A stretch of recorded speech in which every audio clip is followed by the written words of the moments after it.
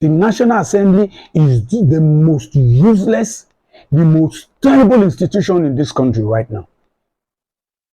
They have the power to put this country in a fine footing, in a correct footing within 6 months. If the National Assemblies are ready to correct the ills in this country right now, the National Assembly can do it in 6 months. Nigeria will be a better place for me and you to live. But they refuse to. They are there for their own interests.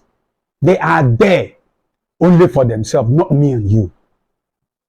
Where you see the legislators whining and dining with the executives. The National Assembly can change this country within 6 months. Everything will be working well. But they are not ready. They are only within themselves. Have you ever seen in developed world, in developed nations, where the executives will be gifting the National Assembly money regularly?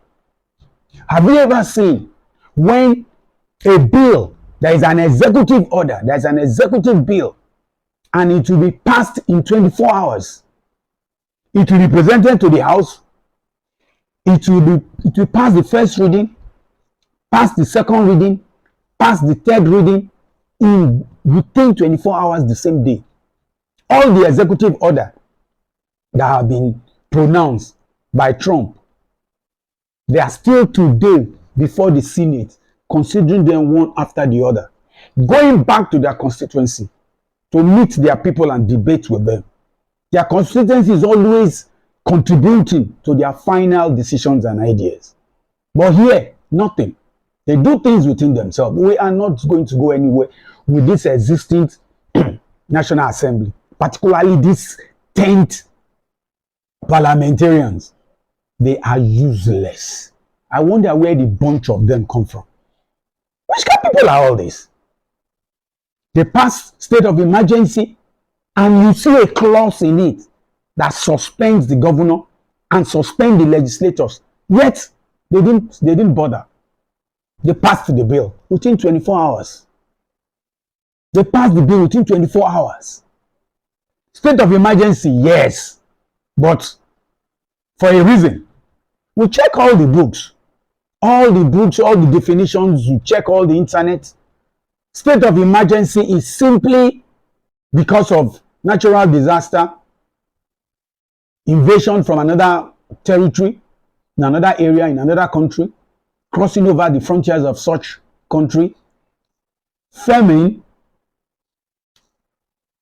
insecurity, not between two political parties or within political parties, not between two persons or between group of persons, and not between the executives and the legislators. Then you put state of emergency. Okay, fine, state of emergency was mentioned, but where do the president get suspension of the governor? Where the president gets it from? Where the president gets suspension of the state assembly from? These are duly elected individuals. The way they elect you as president, it is the way they elected those individuals to occupy those various offices. You pronounce suspension. You appointed sole administrator. I don't know where he got those ideas and where all those things came about. Yet the National Assembly passed that bill within 24 hours.